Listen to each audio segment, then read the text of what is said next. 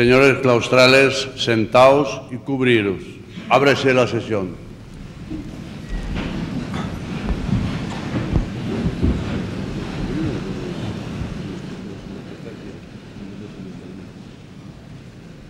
Tiene la palabra don Rafael Navarro Valls, secretario general de la Universidad Complutense. Con la venia de Su Majestad, decreto rectoral 696 de 28 de mayo, disponiendo la concesión del título de doctor honoris causa de la Universidad Complutense al excelentísimo señor don Mario Soares, en uso de las facultades que me confiere el decreto 289/95 del Consejo de Gobierno de la Comunidad de Madrid de 30 de noviembre, el artículo 18 de la Ley Orgánica de Reforma Universitaria y los artículos 80 y concordantes de los estatutos de la Universidad Complutense, y conforme a la propuesta formulada por el Departamento de Ciencia Política y de la Administración 1 de la Facultad de Ciencias Políticas y Sociología, así como el acuerdo adoptado por la Junta de Gobierno de esta universidad en su sesión de 19 de octubre de 1994, en atención a los relevantes méritos que concurren en el excelentísimo señor don Mario Soares y en reconocimiento tanto de su labor intelectual como política, que le convierten en punto de referencia de un modo de entender la cosa pública como ética personal y social, vengo en decretar lo siguiente. Artículo único. Se concede el título de doctor honoris causa por la Universidad Complutense al excelentísimo señor don Mario Soares. Madrid, 28 de mayo de 1996, el rector Rafael Pujol Antolín. Decreto rectoral 796 de 28 de mayo, disponiendo la concesión del título de doctor honoris causa de la Universidad Complutense al excelentísimo señor don Adolfo Suárez González. En uso de las facultades que me confiere el decreto 289/95 del Consejo de Gobierno de la Comunidad de Madrid de 30 de noviembre, el artículo 18 de la Ley de Reforma Universitaria y los artículos 80 y concordantes de los estatutos de la Universidad Complutense, conforme a la propuesta formulada por el Departamento de Ciencia Política y de la Administración 2 de la Facultad de Ciencias Políticas y Sociología, así como el acuerdo adoptado por la Junta de Gobierno de esta universidad en su sesión de 19 de octubre de 1994, en atención a los relevantes méritos que concurren en el excelentísimo señor don Adolfo Suárez González, y en reconocimiento a su excepcional labor como estadista, artífice de la transición española, base de la modernización del país y de la reconciliación de sus ciudadanos, vengo en decretar lo siguiente. Artículo único. Se concede el título de doctor honoris causa por la Universidad Complutense al excelentísimo señor don Adolfo Suárez González. Madrid, 28 de mayo de 1996, el rector Rafael Pujol Antolín. La comisión de señores catedráticos designados se servirá a acompañar a don Mario Suárez y don Adolfo Suárez, que van a ser investidos doctores honoris causa.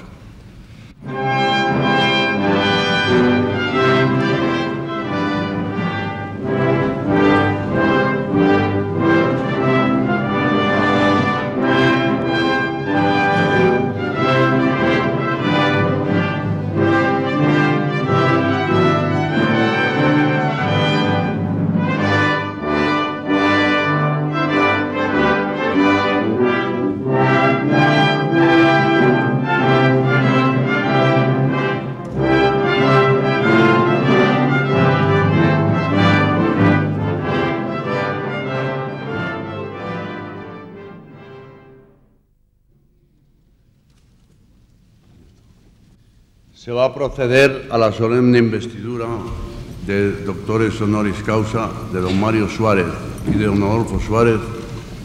Tiene la palabra don Rafael Puyol, rector magnífico de la Universidad Complutense.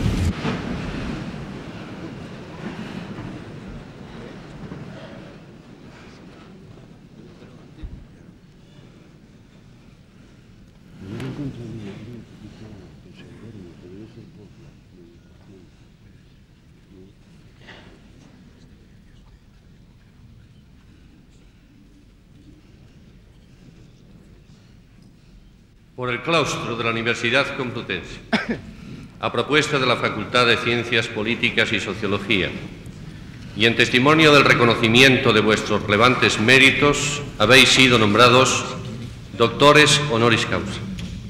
En virtud de la autoridad que me está conferida, os entrego dicho título.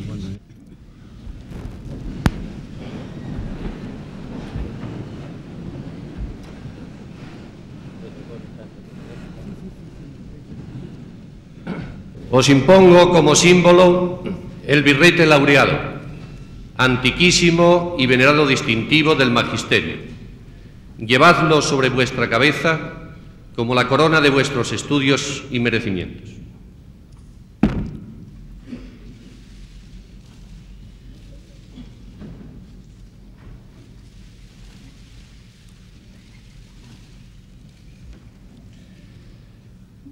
Recibid el libro de la ciencia, que os cumple enseñar, difundir y adelantar, y que sea para vos significación y aviso de que por grande que vuestro ingenio fuere, debéis rendir acatamiento y veneración a la doctrina de vuestros maestros y predecesores.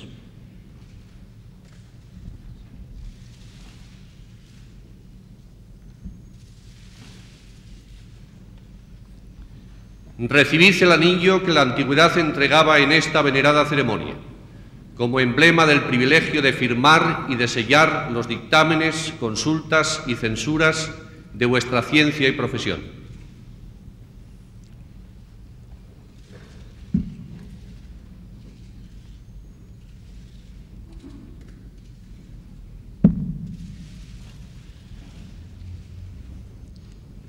Así como los guantes blancos, símbolo de la pureza que deben conservar vuestras manos, uno y otro signos también de la distinción de vuestra categoría.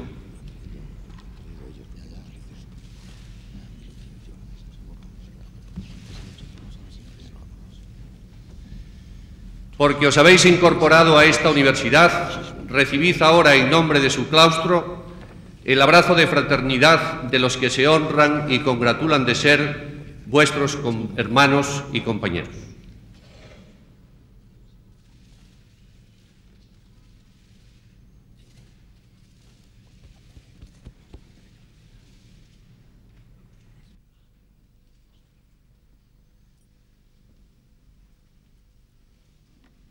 Tiene la palabra don Raúl Morodo. Señor, señora,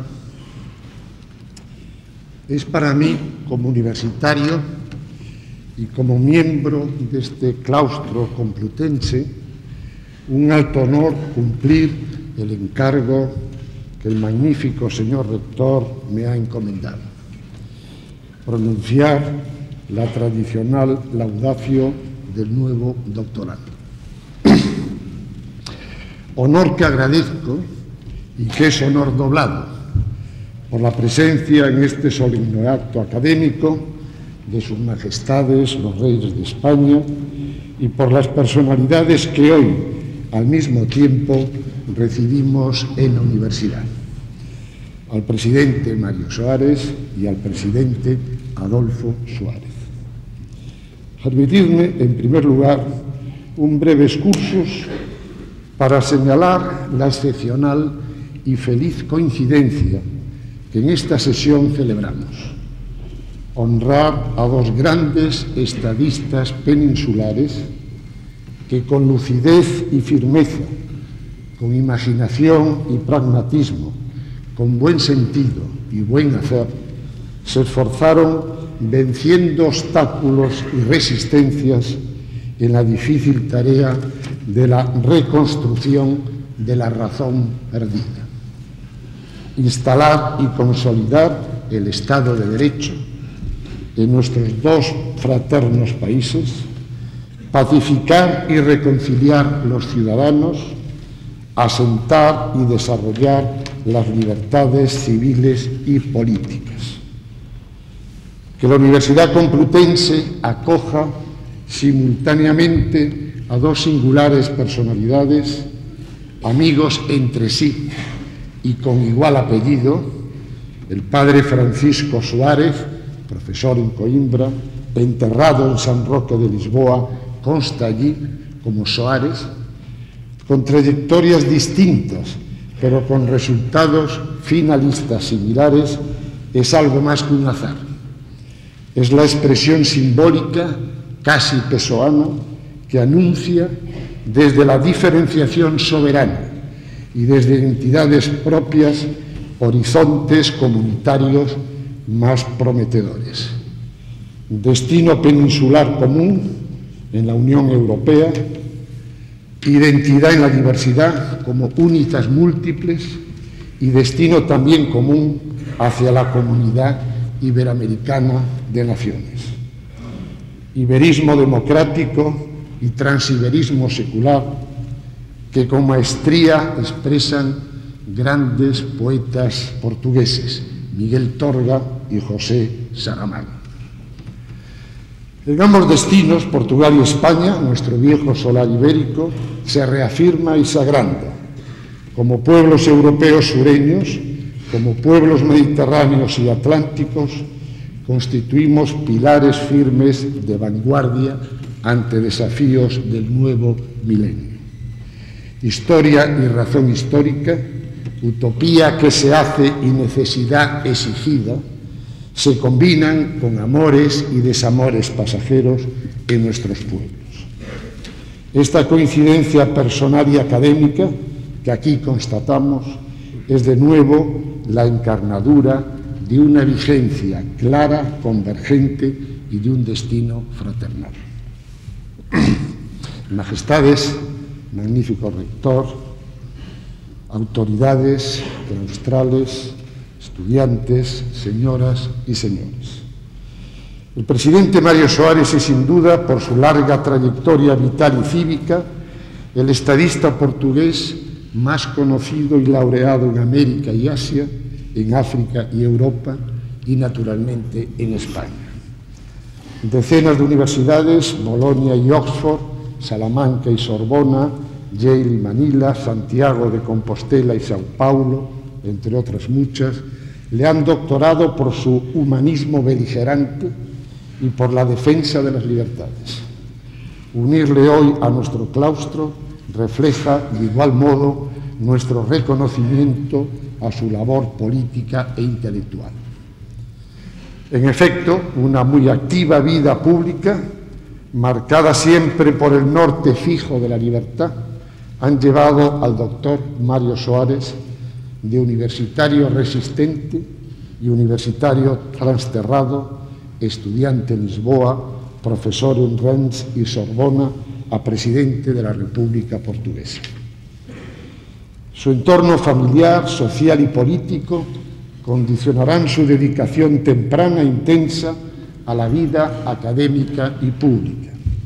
Hijo del doctor João Soares, ilustre ministro de la Primera República, pionera esta de la modernización civil portuguesa, conocedor y más tarde investigador de grandes pensadores lusos, Garret, Herculano, Braga, Reggio, Oliveira Martins, complementarán su formación humanista y progresista.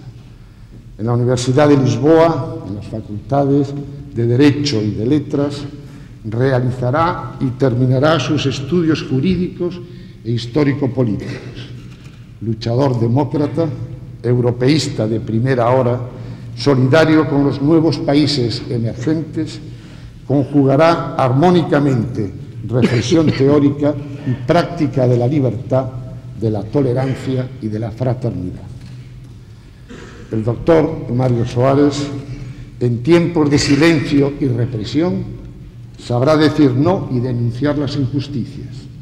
En tiempos conflictivos, de rupturas y de desasosiegos, su actitud democrática será rotunda y sin claudicaciones. En tiempos de despegue y desarrollo constitucionales, promoverá y consolidará el nuevo Estado social y democrático de derecho portugués. Un humanismo lúcido, un humanismo dialogante, un humanismo modernizador, ajeno a todo fundamentalismo dogmático, constituyen su talante personal, su labor intelectual, su actuación pública. El poder, en esta naturaleza, queda desacralizado y secularizado y se humaniza. Así, la virtud clásica romana de hombre de bien y hombre de Estado reaparece y definirá su trayectoria y su fortuna pública. Con énfasis de principios, nunca ocultos ni relegados, ha sabido tanto en el poder como en la oposición llevar a cabo con tenacidad y flexibilidad transiciones y transacciones, diálogos conciliatorios y consensos amplios. Señor, señora, el presidente Mario Soares, político e intelectual, como otro gran amigo suyo español, el profesor Tierno Galván, ha mantenido y mantiene juvenilmente la sana curiosidad que una noble inteligencia crítica exige. Curiosidad científica y curiosidad viajera, y sobre todo compromiso con la libertad sin fronteras, con la tolerancia como soporte básico de convivencia, con la fraternidad de personas y pueblos, y también con la amistad serena y profunda, amistad con España, con sus majestades, con todos los españoles. Idealismo y realismo se insertan en este horizonte utópico de humanismo universalista. Desde una lusitanidad firme y abierta, el doctor Mario Soares, presidente y ciudadano, peninsular, europeo e iberoamericano, en sus escritos y en sus actos, ha plasmado siempre nuestra convergencia, develando fantasmas nacionalistas oblicuos y afirmando el progreso como libertad, entendimiento y justicia. Honrar, como hoy hacemos, al presidente Mario Soares es, en fin, honrar la labor intelectual y política de un anticipador del jus publicum europeum democrático y, por encima de todo, símbolo referencial inexcusable de cómo entender y practicar la res pública, como ética personal, como ética social, como ética política. Muchas gracias.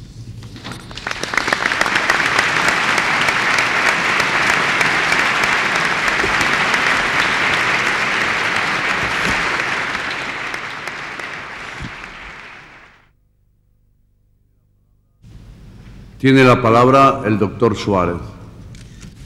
Majestades, magnífico reitor, senhoras ministras e secretários de Estado, senhores professores, caros estudantes, senhoras e senhores.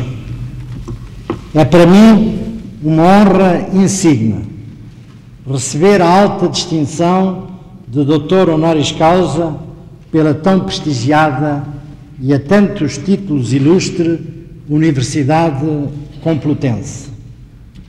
Esta honra adquire ainda um significado da maior relevância por ser concedida na presença de vossas majestades, a quem devo tantas e tão penhorantes provas de amizade e que, uma vez mais, quiseram conferir a este ato uma especial dignidade.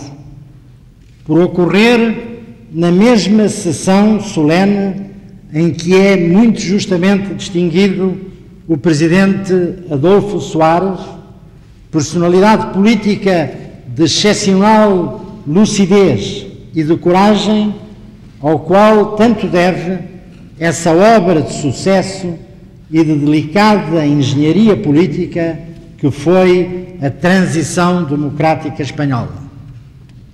E, finalmente, por ter como padrinho o embaixador de Espanha em Portugal, Raul Morodo, querido amigo e companheiro de há várias décadas, figura-chave no bom relacionamento entre os nossos dois Estados.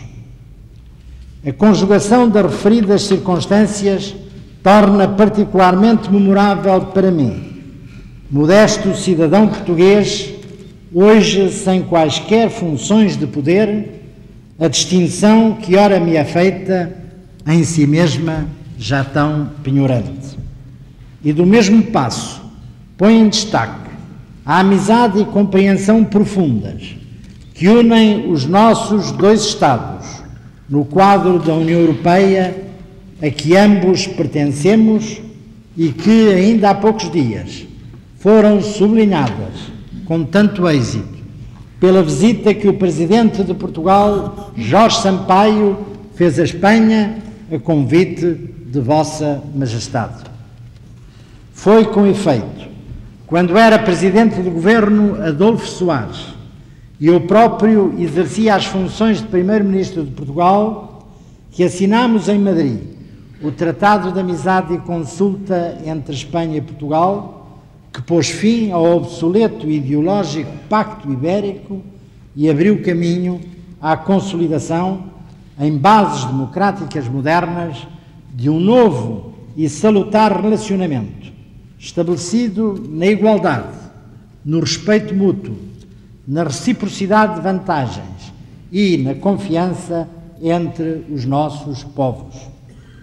Graças às democracias pluralistas, participativas e descentralizadas, que temos vindo desde então a construir nos dois Estados peninsulares, somos hoje países amigos e vizinhos, irmãos na comunidade ibero-americana, parceiros na União Europeia e aliados na NATO e na OUE. Não existem entre os nossos Estados e povos conflitos maiores. Pelo contrário, verifica-se um relacionamento fraterno, fácil e amistoso. E os problemas que surgem, como em todas as famílias, podem ser e têm sido sempre resolvidos no diálogo democrático e fecundo entre responsáveis com alto sentido das responsabilidades próprias. Nesse aspecto, não posso deixar de salientar o papel inestimável que tem sido desempenhado por Vossa Majestade, grande amigo de Portugal e, como tal, reconhecido por todos os portugueses, sem exceção.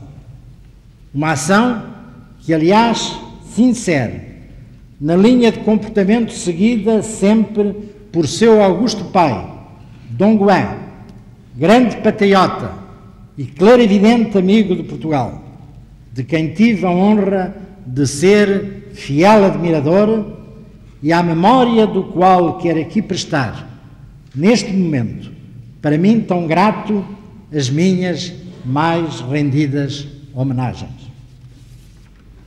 Parceiros na União Europeia, Espanha e Portugal têm uma visão muito próxima do que deve ser a Europa do futuro, no dialbar do novo milénio, do seu inevitável alargamento a leste, sem perda de influência do sul, voltada para o Mediterrâneo e aberta ao Atlântico para o oeste, e do seu indispensável aprofundamento institucional, que deverá constituir uma verdadeira reforma da União para um melhor funcionamento, com mais poderes e representatividade democrática de instituições como o Conselho de Ministros, a Comissão, o Parlamento Europeu e os Tribunais Europeus. Desejamos, obviamente, que se concretize a União Económica e Monetária, empenhados como estamos em cumprir os critérios de Maastricht para termos acesso na linha da frente à moeda única, como espero haveremos de conseguir, sem contudo descurarmos as indispensáveis políticas de solidariedade fundamento das nossas sociedades de bem-estar e de concertação social, modelo de sociedade insubstituível. Nem esquecer, Europa política, o flagelo do desemprego, problema maior do nosso tempo, e a Europa dos cidadãos, que importa construir, baseada numa opinião pública vigilante, verdadeiramente europeia, para que não sejamos somente um amplo espaço de comércio livre e tenhamos outro peso político e uma voz mais autorizada num mundo tão conturbado dos nossos dias. Espanha e Portugal somos Estados fronteira entre o Norte e o Sul, com uma aguda compreensão e simpatia para com os países ditos do Sul, que veem com angústia crescente cavar-se cada dia mais o fosso que os separa dos países ricos do Norte, ao qual pertencemos, sendo embora dos mais pobres entre os ricos. Não podemos, por isso, desconhecer o valor da solidariedade internacional e da abertura da Europa ao vasto mundo, herdeiros da melhor tradição do humanismo universalista europeu, que demos a conhecer ao mundo, estando na origem desse prodigioso encontro de culturas que aconteceu nos séculos XV e XVI, por obra e graça dos nossos grandes navegadores, missionários e cientistas de antanho. Espanha e Portugal podem e devem dar, assim, um contributo decisivo a essa nova Europa dos valores de que o mundo hoje tanto necessita, a começar pelos Estados Unidos, para encontrar o equilíbrio de uma nova ordem internacional, baseada no império do direito, no respeito pela iminente dignidade da pessoa humana, na solidariedade, que pressupõe a unidade essencial de todos os homens, independentemente de raças, cores, religiões ou condições sociais e culturais, e na defesa ecológica do planeta. Disse Jean Monnet que, se reiniciasse a sua obra de construção europeia, começaria pela cultura. São, com efeito, as ideias que fazem andar o mundo para a frente. Nada mais do que as ideias. Ora, como ensinou o grande poeta António Machado, é caminhando que se descobre o caminho, com pequenos e decisivos passos.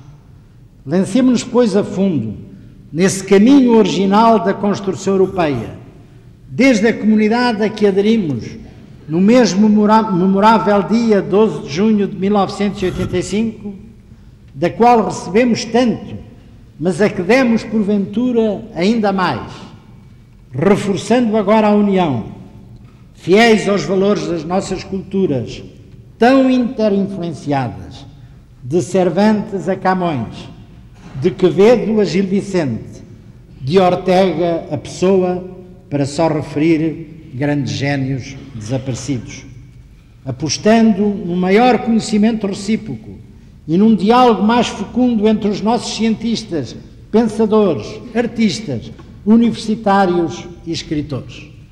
É um passo que falta ainda aprofundar no nosso mútuo relacionamento face à União Europeia, o da dimensão cultural, a começar por uma maior cooperação académica, científica, tecnológica e interuniversitária.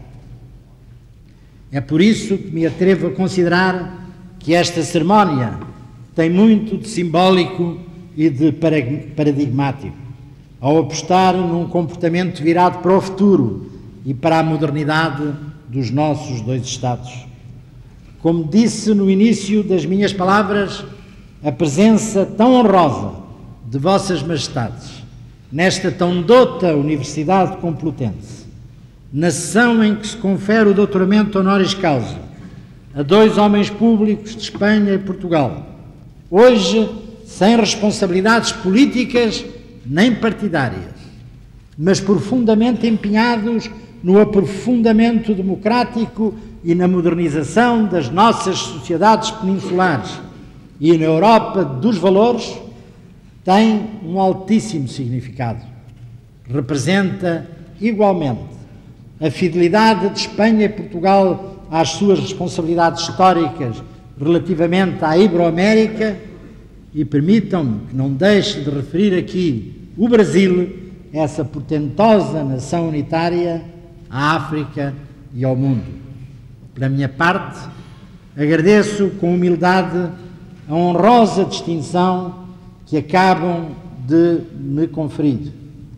E agradeço em especial ao Departamento de Ciência Política, ao seu diretor ilustre, Manuel Pastor, e a todos os seus membros. Reafirmando o meu amor por Espanha e o respeito e admiração que me merece a cultura espanhola, reitero o propósito de continuar trabalhando na modéstia das minhas possibilidades e recursos pelo reforço da amizade e compreensão entre os nossos povos e culturas, que poderá ser, e será, estou certo disso, tão decisivamente importante no mundo de hoje. Muito obrigado.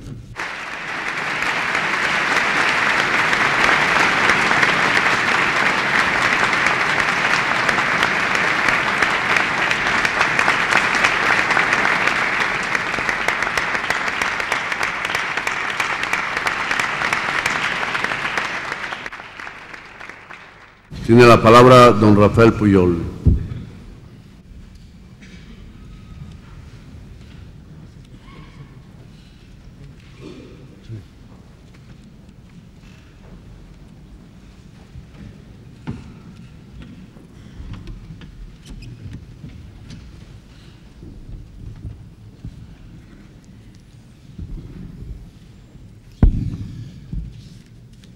Majestades, excelentísimas autoridades académicas,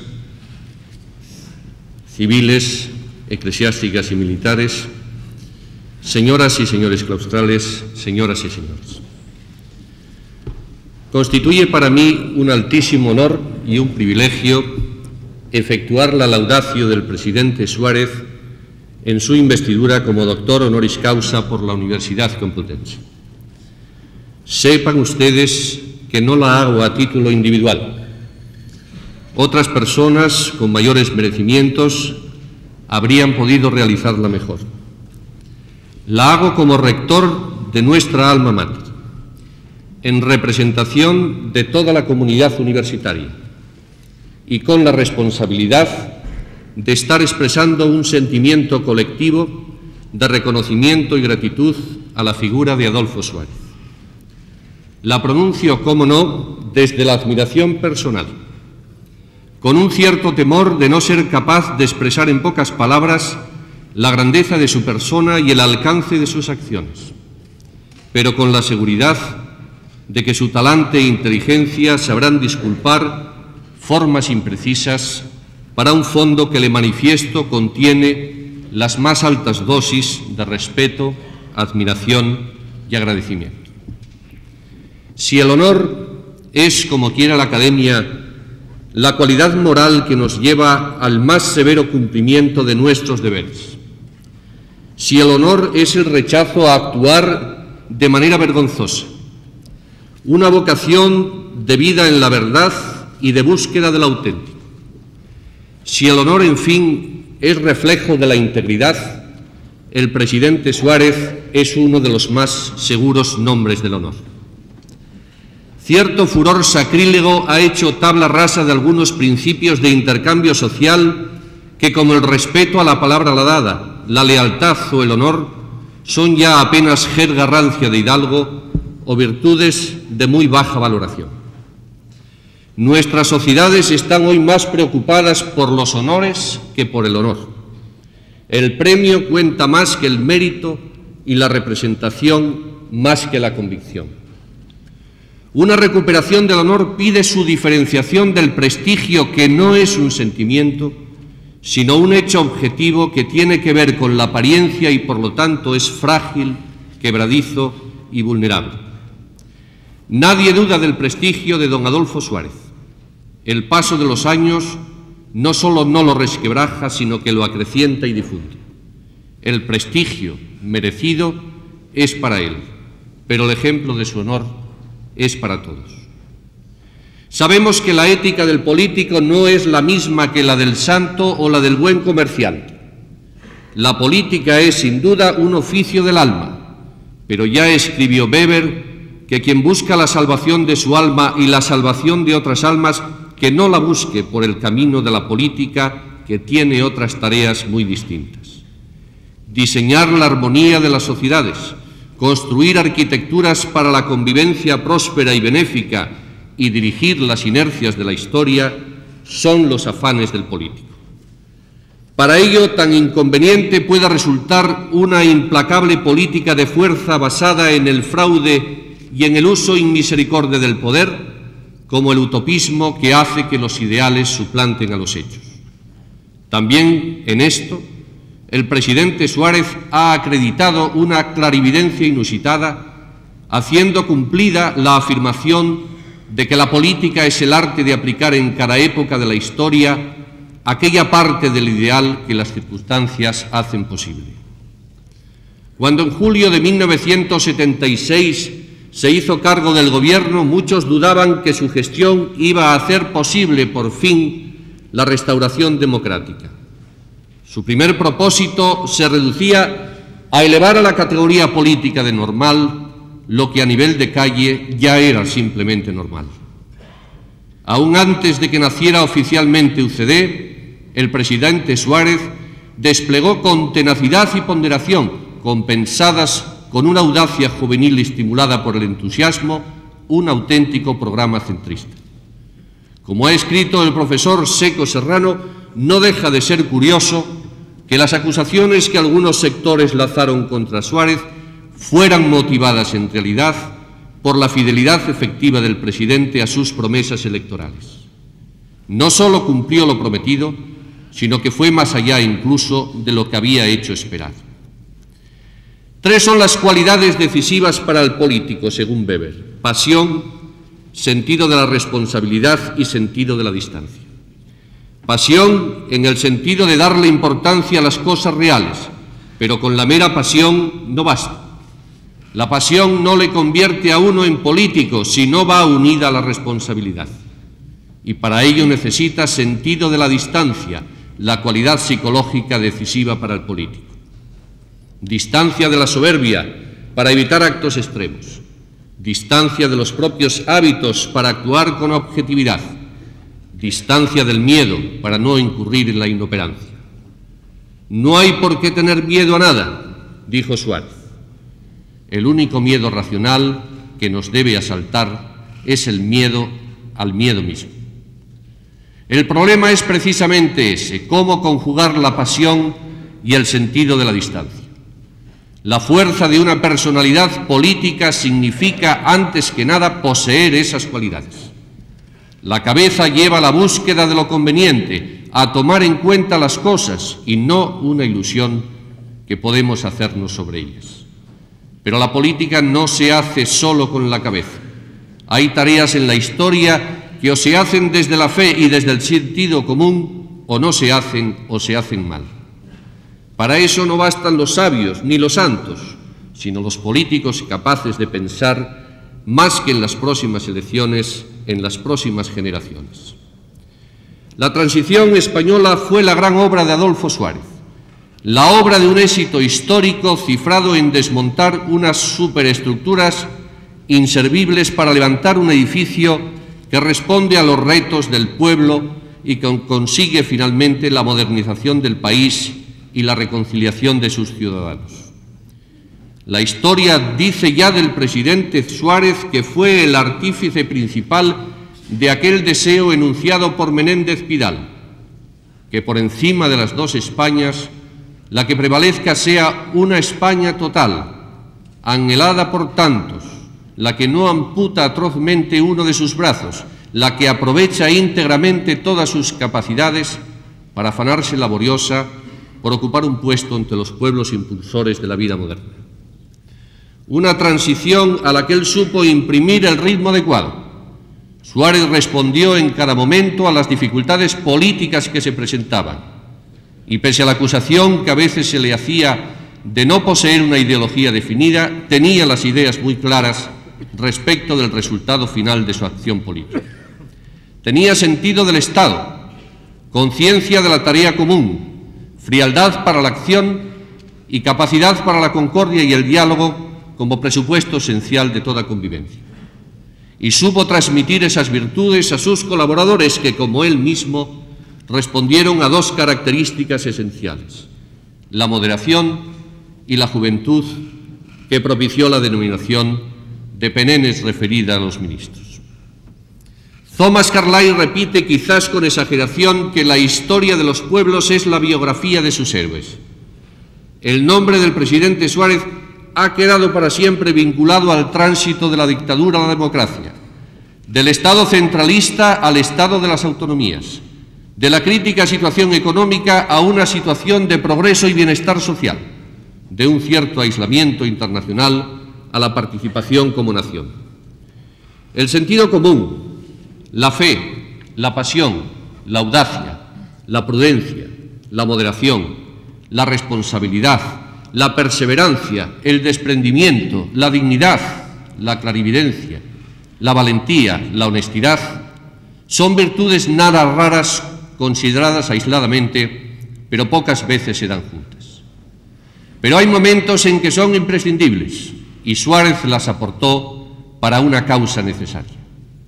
Aprendió a abdicar de sus respetables razones interiores para navegar, como aconsejaba Ortega, ciñéndose a la eventualidad de los vientos.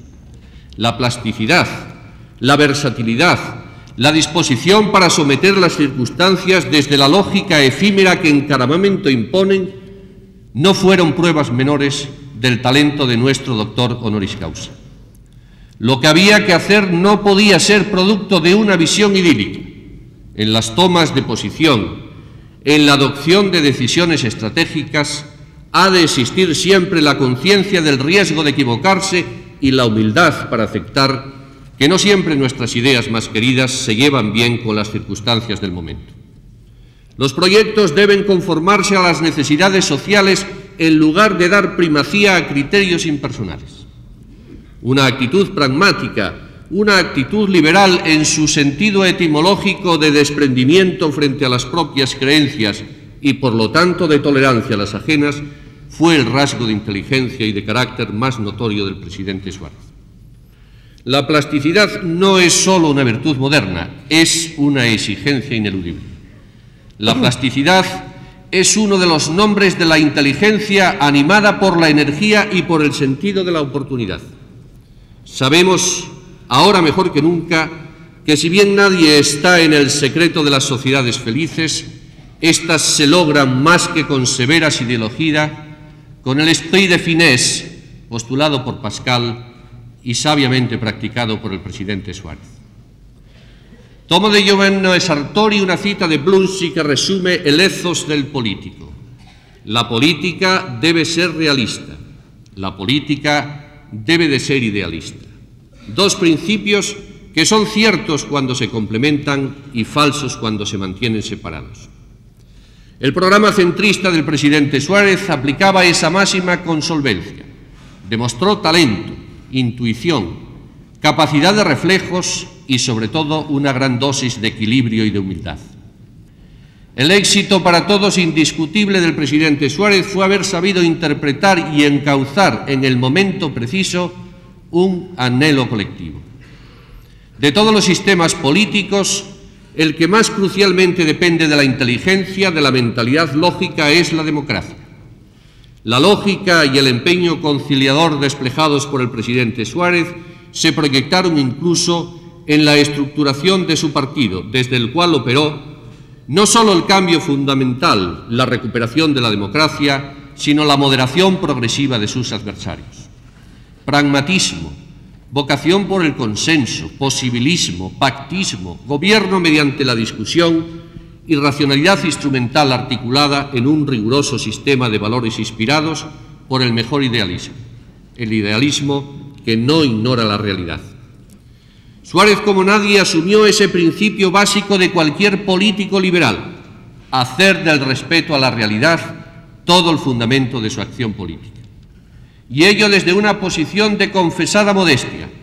Yo soy un hombre normal y tengo muchas lagunas, le dijo a Marías el primer día en que se entrevistaron. Modestia que le hacía ser capaz de escuchar, de aceptar consejos y de plegarse a las circunstancias, asumiendo las inquietudes de un país joven y ansioso de libertad. La modestia de Suárez le permitió, como recuerda Ortega y Díaz Ambrona, realizar aquella operación practicada por la Alicia de Lewis Carroll, consistente en menguar de tamaño y crecer de forma sucesiva para alcanzar los objetivos que se proponía. Como afirma Javier Tussell, toda su mejor ejecutoria de gobierno consistió en una sucesión de actos en este sentido. Empezó, por ejemplo, casi pidiendo perdón por su existencia a la oposición, para acabar él mismo haciendo lo que hubiera sido difícilmente realizable por la misma oposición. La historia en esos capítulos ha quedado escrita y todos podemos y debemos revisar sus episodios y el papel que unos y otros interpretaron en esos días.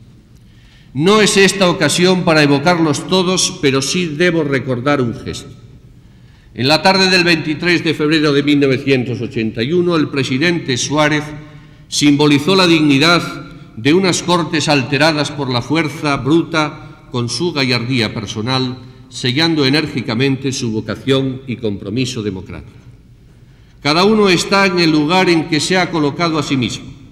El presidente Suárez, por sus escasos 5 años al frente de la presidencia del Gobierno, está con letras grandes en la historia de España, pero por aquel gesto está también en el respeto de todos los españoles. Majestades, señoras y señores, nada más sino agradecerle su atención y celebrar la incorporación al claustro complutense de un estadista eminente. Creo que no hay políticos providenciales, destinos triunfales o personalidades imprescindibles.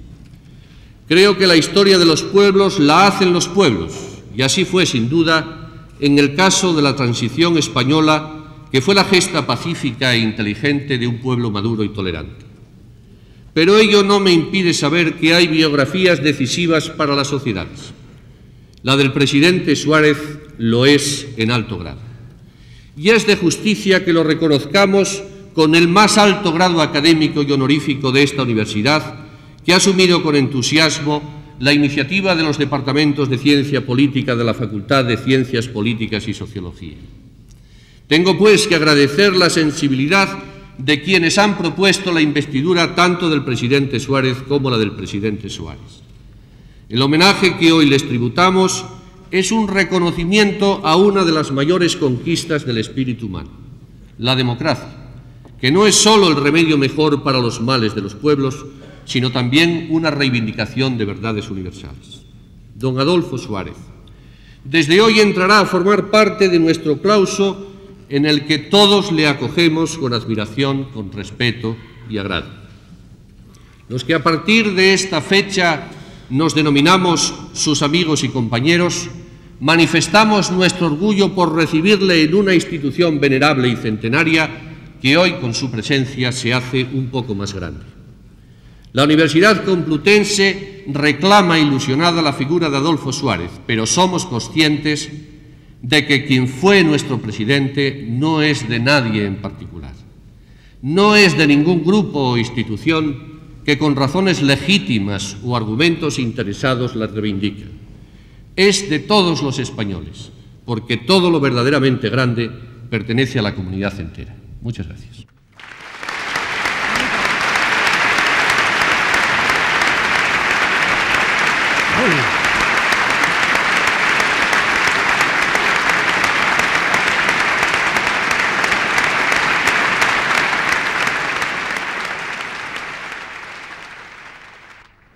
Tiene la palabra el doctor Suárez.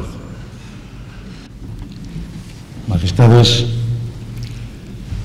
excelentísimo señor presidente Mario Suárez, excelentísimo y magnífico señor rector, señoras, señores, autoridades nacionales y regionales, claustro de profesores, amigos y compañeros de aquel proyecto político que ha sido relatado con evidente afecto por el señor rector.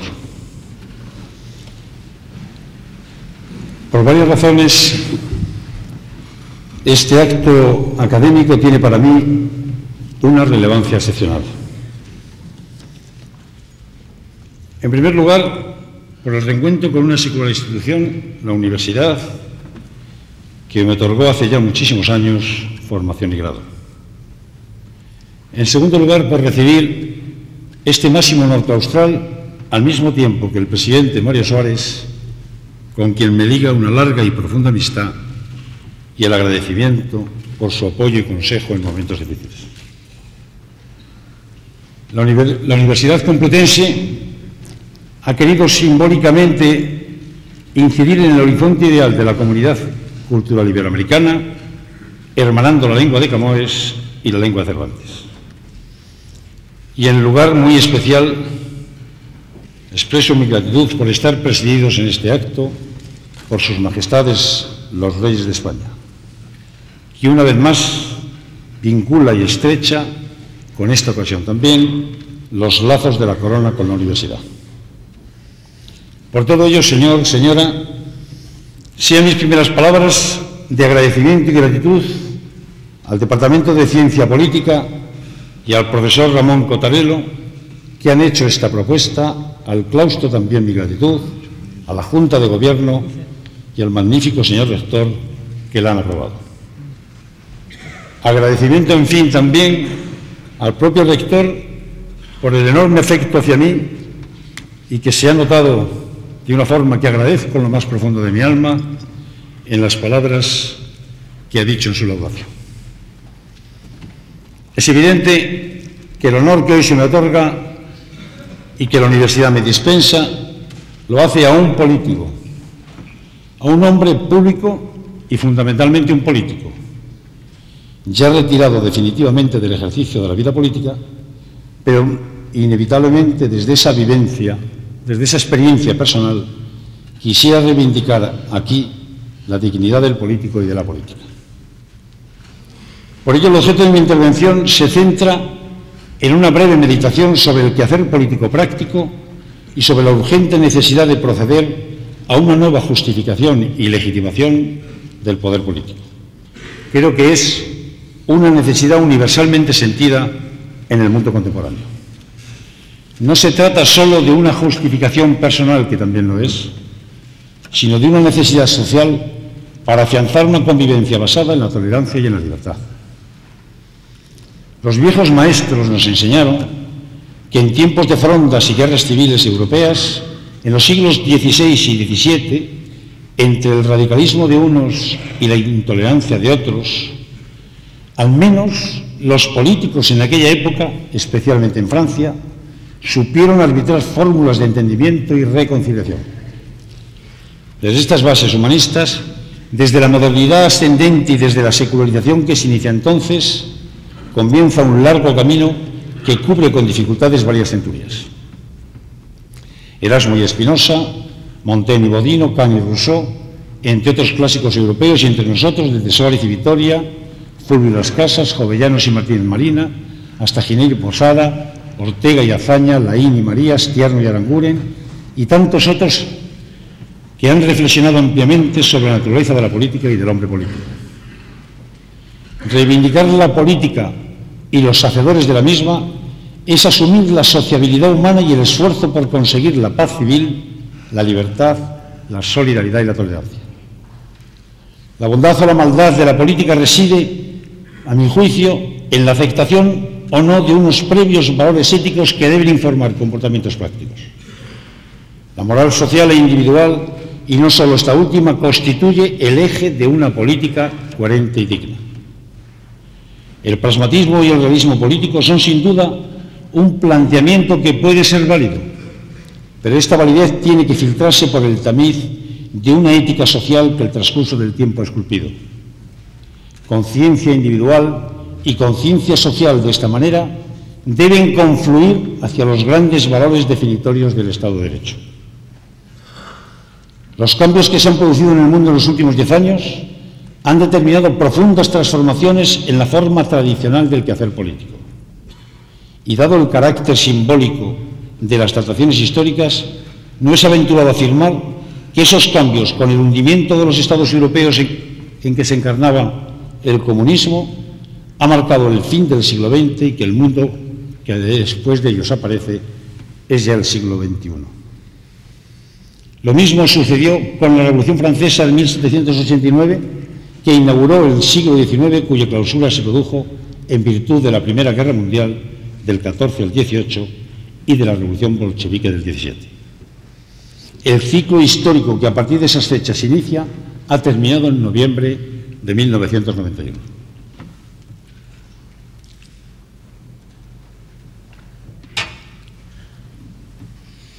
Los cambios que se han producido en la política creo que afectan a todos sus órdenes, desde la distribución internacional del poder hasta el resurgimiento de los nacionalismos, pasando por el cuestionamiento de los grandes consensos jurídico-constitucionales de la segunda posguerra y las alteraciones en las estructuras económicas, comerciales y financieras mundiales.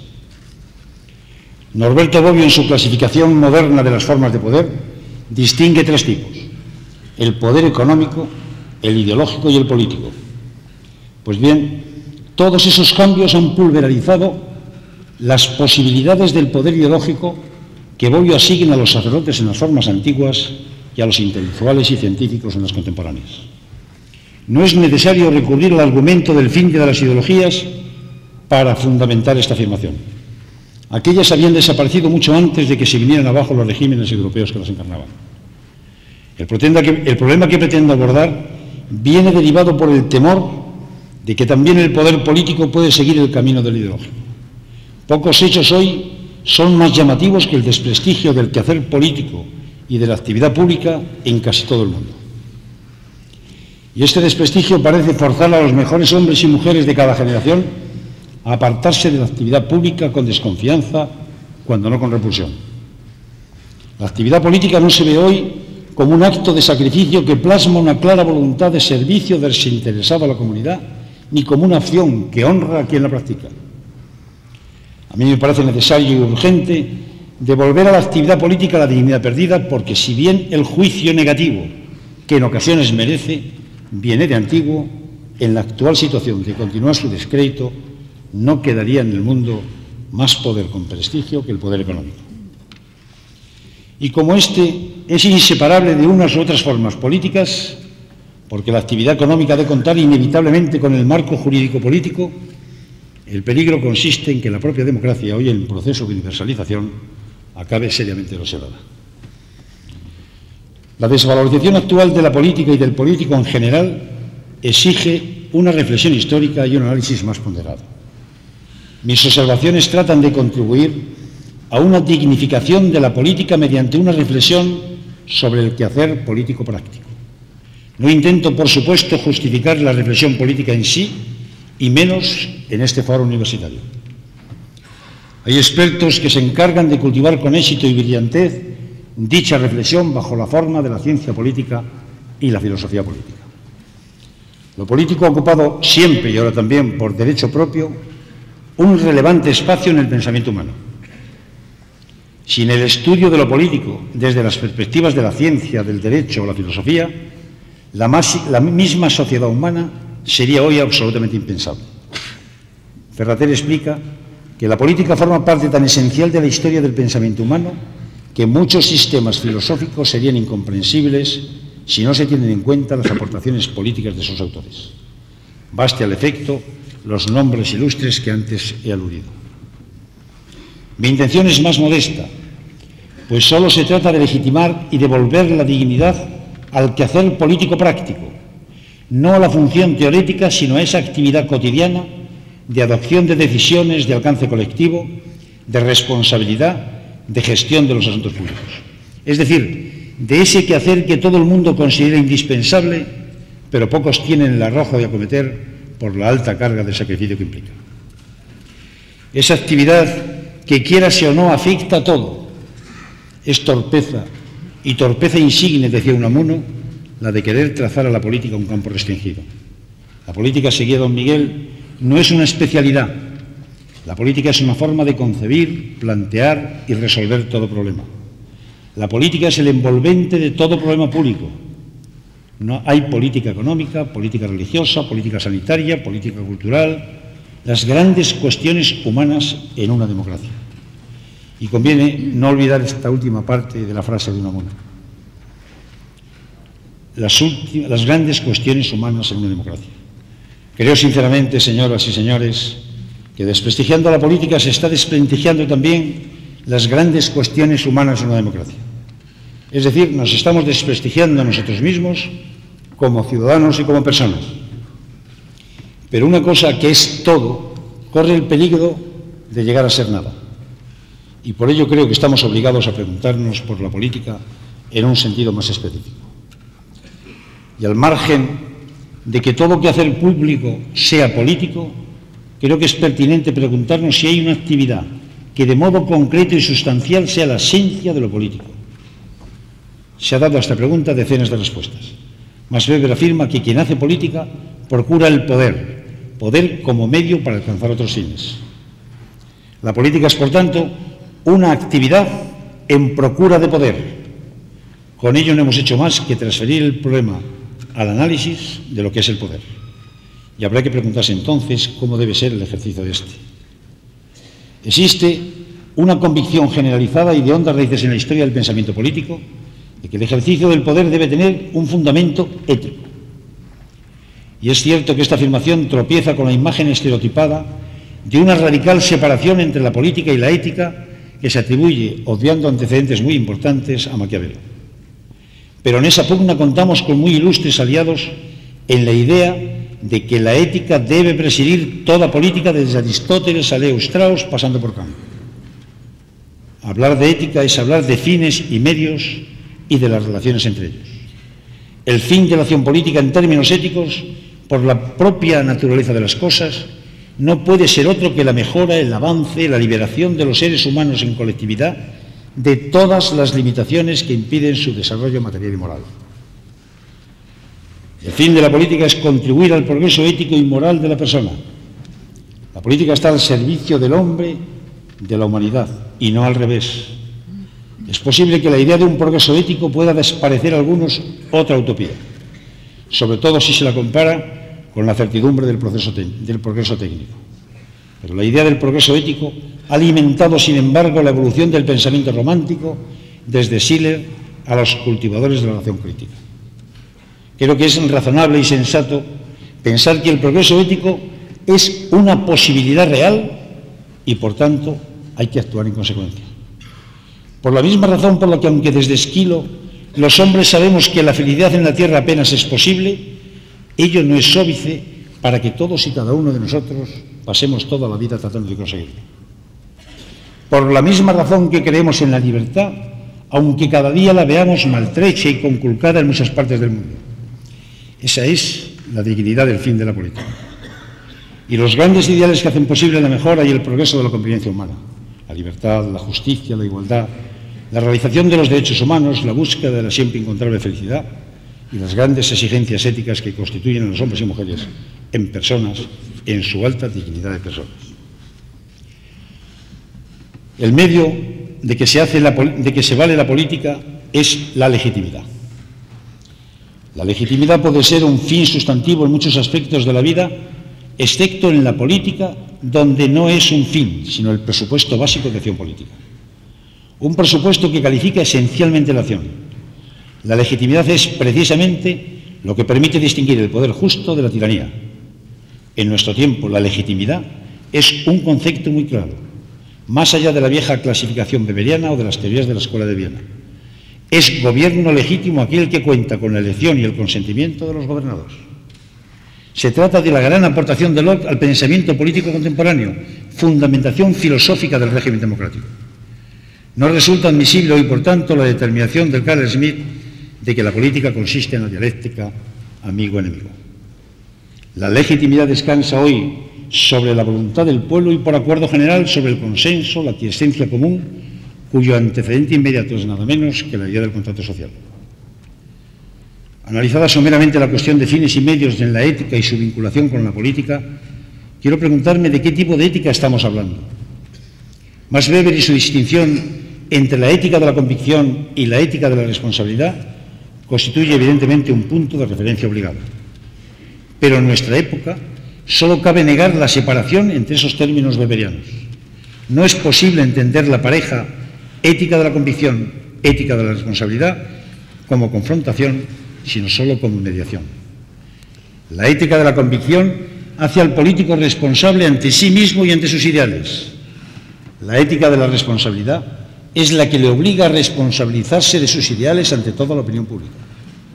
Responsabilizarse no es solo confesar los ideales, sino ponerlos en práctica y convertirlos en realidades. Nuestro tiempo no admite más ejemplaridades que las que se deducen de las conductas. El hombre es hijo de sus obras, y ese viejo pensamiento cristiano y español vuelve a tener hoy plena vigencia. La opinión pública es, por tanto, determinante de todo el proceso democrático, del poder legítimo. Es la opinión pública la que fuerza al poder a ser transparente, verdaderamente público, como ella misma. Y esto contradice abiertamente uno de los postulados esenciales de Foucault, según el cual la base del poder es el secreto. Este postulado arranca de un estudio histórico del poder en la medida en que éste se amparaba en el arcare imperi, en la razón de Estado. Pero el poder democrático encuentra su legitimidad de origen en la voluntad del pueblo y su legitimidad de ejercicio en principios éticos y en la opinión pública. Y esto hace que el poder en la democracia no puede ni debe cumplir el postulado del secreto. Ni los arcana imperi, ni la mal llamada razón de Estado, que no es otra en realidad que el cumplimiento de la ley en los estados democráticos y de derecho, tiene hoy justificación a los ojos de la opinión pública. Y así creo que debe ser, por cuanto ésta debe defender los intereses de la sociedad, los derechos de los ciudadanos frente a los abusos del poder. La opinión pública es, por tanto, hoy un factor de determinación de la legitimidad del ejercicio del poder. Y si esto es así, cabe preguntarse cómo ejerce la opinión pública su poder frente al poder. ¿Cómo determina su legitimidad? Una de las razones que explican el creciente poder de la opinión pública es la nueva relación que en nuestro tiempo se establece entre opinión pública y medios de comunicación social. La pregunta de cómo la opinión pública ejerce su poder se transmuta en el interrogante de si los medios de comunicación ejercen bien el poder que tienen en nuestras sociedades. En la transición española hay ejemplos claros de buen uso de ese poder. Cuando el Parlamento todavía no existía, los medios de comunicación crearon lo que se llamó el Parlamento de papel e impulsaron a la actividad política y a los políticos a urgir la implantación del proceso democrático. Pero hay que afirmar que los medios no están por encima de las exigencias éticas y que han de someterse a los deberes de objetividad, veracidad y defensa de la paz y las libertades. Es necesario evitar que en la justa lucha porque la opinión pública no sea engañada por los políticos, sea engañada por los medios. Cuando los medios señalan con toda razón que son custodios de la democracia, tal vez se olvidan de aquella pregunta fundamental de von Trippel: ¿Quid custodet custodes? ¿Quién vigila a los vigilantes? Ante esta pregunta he de afirmar que todo intento de crear un vigilante externo a la libertad de expresión es absoluta y profundamente perverso. Solo la conciencia de los propios medios y su respeto a las reglas jurídicas del sistema democrático y a los derechos humanos pueden ser el vigilante eficaz de la libertad. Y todo esto hace aún mucho más difícil la labor del político, que se encuentra ante un quehacer complejo y lleno de riesgos. Si en tiempos pasados el dirigente ponía en juego su vida, en la actualidad pone en juego siempre su honor, su honra y, como hemos visto por desgracia en nuestro país y en muchas ocasiones, también pone en juego su vida. El político deriva su legitimidad de la voluntad popular y la opinión pública, pero al mismo tiempo mantiene una complicada dialéctica con ella, porque en primer lugar tiene que aceptar y de buen grado someterse a una crítica constante que en unas ocasiones será justa y en otras no tanto. En segundo lugar, el político ha de ejercer una función de liderazgo, de dirección. El político debe ser ese mejor orteguiano al que las masas siguen por haber salido de ellas. pero para que le sigan, el político tiene que señalar el camino. El dirigente ha de unir la suficiente humildad para tener siempre clara conciencia de dónde le viene el poder, quién es su verdadero depositario, a quién debe servir, ante quién debe justificar su gestión y al mismo tiempo no restar un ápice a la grandeza de su función y de su responsabilidad. En tercer lugar, el político desfiela los ideales que defiende como programa y línea de acción ante el pueblo. Pero él ha sido elegido. No cabe, como ya indicamos, contraponer la ética de la convicción a la ética de la responsabilidad. El político es responsable de sus convicciones, cuya expresión le ha llevado al poder. El engaño o el fingimiento llevan ineluctablemente al fracaso.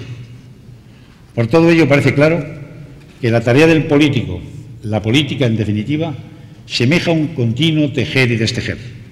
La política es una larga túnica de Penélope. Su destino, el destino del político, se parece también al de Sísifo, que tan representativo es, en palabras de Albert Camus, del hombre de nuestro tiempo. Llevar con esfuerzo la piedra a lo alto de la montaña, aun sabiendo que al llegar arriba volverá a rodar cuesta abajo. Pero en esto reside la dignidad del político y de la acción política, que le reconocerán las generaciones futuras, que es la única opinión, en verdad, que cuenta ante el Tribunal de la Historia. En ese continuo esfuerzo de llevar la enorme carga a lo alto de la montaña una y otra vez, sin descanso, se va formando el camino que el pueblo ha de recorrer en la historia y se va forjando su progreso y su mejora. La carga probablemente se pulverizará y sus restos señalarán, sin embargo, el camino que ofrece mayores seguridades. En ese esfuerzo reside el valor intrínseco y la superioridad moral de la democracia y de la política democrática sobre la de cualquier otro sistema y cualquier otra política. Esa grandeza es la que recorre la historia de la humanidad, desde el discurso fúnebre de Pericles por los atenienses muertos en la guerra del Peloponeso, hasta el de Abraham Lincoln por los muertos de la batalla de Gettysburg, para que el gobierno del pueblo, por el pueblo y para el pueblo, no desaparezca nunca de la faz de la tierra. Esa es, y termino, la dignidad de la política democrática, a mi juicio la única política posible digna del ser humano. A ella han dedicado sus mejores reflexiones los más ilustres pensadores. Solo he pretendido, modestamente en esta intervención, acercarme a ellos y aprender. Creo que el político siempre debe aprender. En ese aprendizaje constante se forja su propia dignidad y la dignidad de su función. Una actividad tan alta como la política que permite a los hombres, como en el mito platónico, liberarse a sí mismos y a sus semejantes de la oscuridad de la caverna en la que solo se ven sombras engañosas y traerlos, sin embargo, a la luz del día, a la realidad, para que todos, desde la libre expresión de la voluntad colectiva, desde el diálogo, el respeto mutuo, la firmeza de las convicciones y el acuerdo común, podamos ir construyendo una vida mejor, más alta y más noble, que a todos nos integre en libertad. Muchas gracias.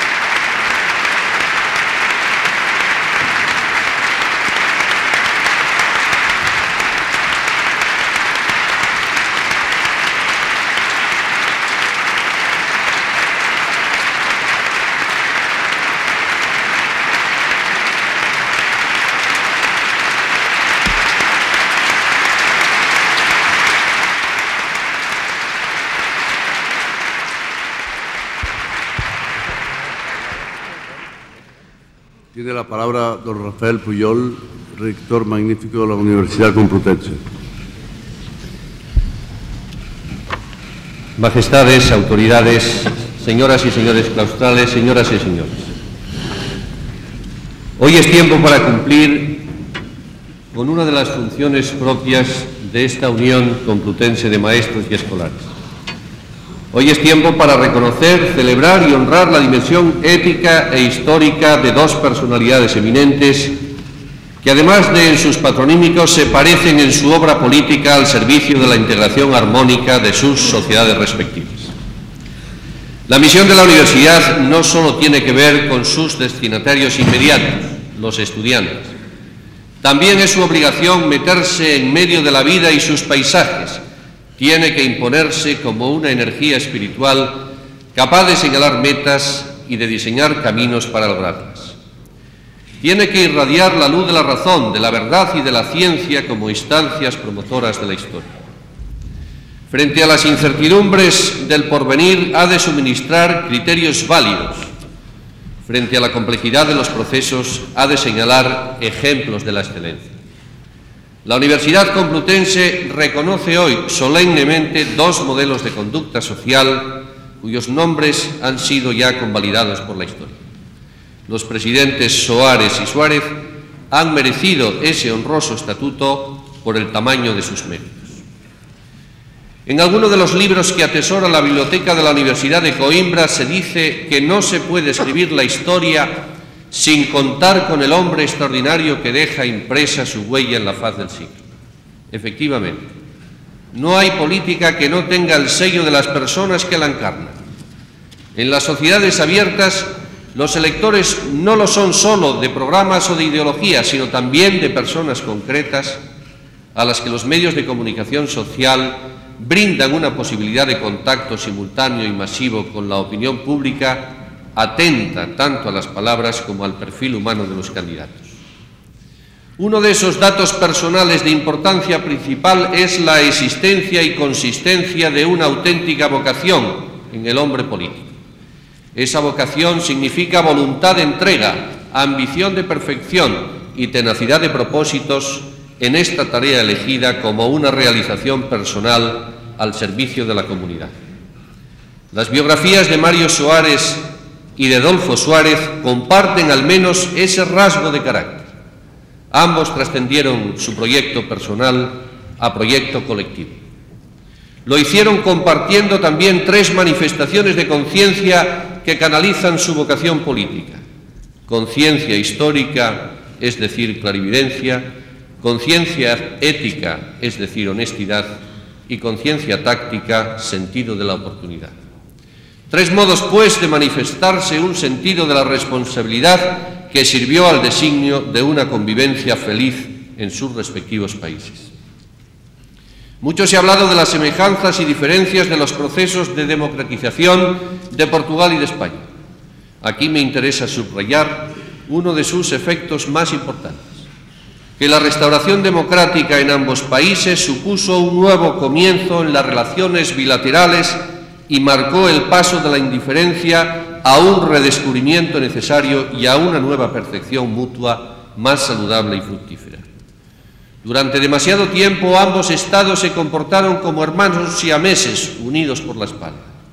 Pues bien, la democracia, como recordaba la pasada semana en Madrid el presidente de la República Portuguesa, Jorge Sampaio, ha significado no solo la recuperación de la libertad, sino la reconciliación con la comunidad internacional y una nueva era en la relación entre los dos países.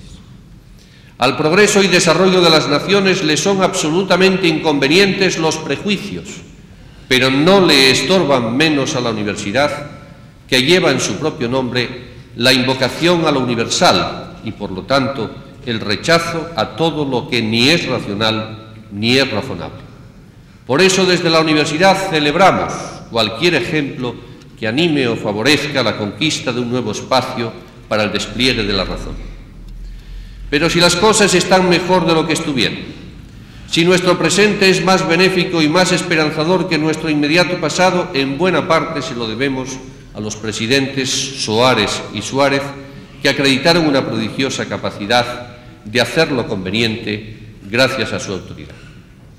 Tanto Suárez como Soares reeditaron la vieja sabiduría que postula que la autoridad política no consiste en el hecho de dominar un aparato ejecutivo, sino en alimentar la ilusión de futuro, la esperanza de la mejora de un pueblo y poseer las armas dialécticas y la capacidad de su gestión. La actividad política es un permanente enfrentamiento con el futuro, un ejercicio de anticipación y previsión. Así lo ha expresado el profesor Morodo, al que felicito por su magnífica laudatio, y así lo personalizaron Mario Suárez y Adolfo Suárez, a los que felicito igualmente por sus espléndidas lecciones. Majestades, señores presidentes Mario Suárez y Adolfo Suárez, excelentísimas autoridades, señoras y señores claustrales, señoras y señores. Es tiempo de terminar este acto que ha adquirido una especialísima relevancia con la asistencia de nuestros reyes, que una vez más nos honran con su presencia. Gracias, majestades, y gracias a todos los que nos han acompañado a tributar los honores a dos insignes estadistas que supieron encarnar los ideales de justicia, de convivencia y libertad de sus pueblos. Muchas gracias.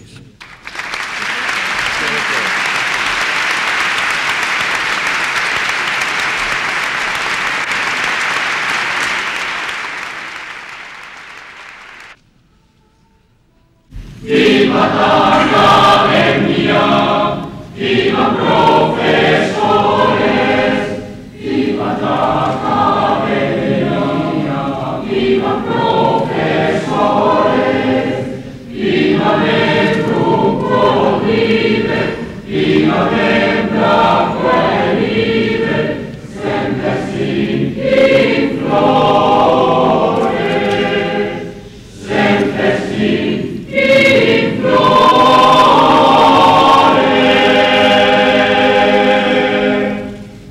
Se levanta la sesión.